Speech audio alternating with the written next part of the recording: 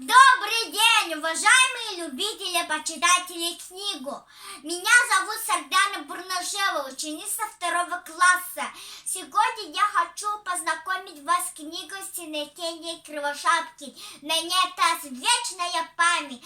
В этой книге включены творческие сочинения и доклады, написанные школьниками Намского улуса и города Якутска о событиях Великой Отечественной войны 1941-1945 годах.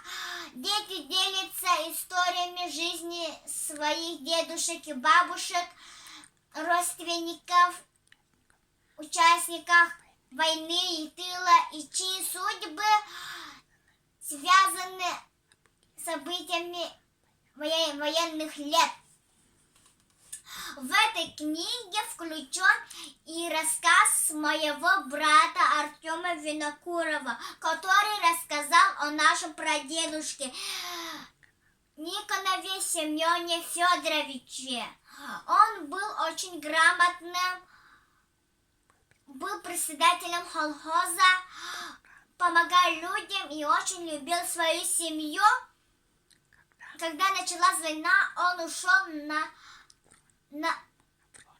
фронт добровольцем, учился на курсе связистов, постоянно писал письма, спрашивал о детях, об односельчанах, писал, что скучает по всем.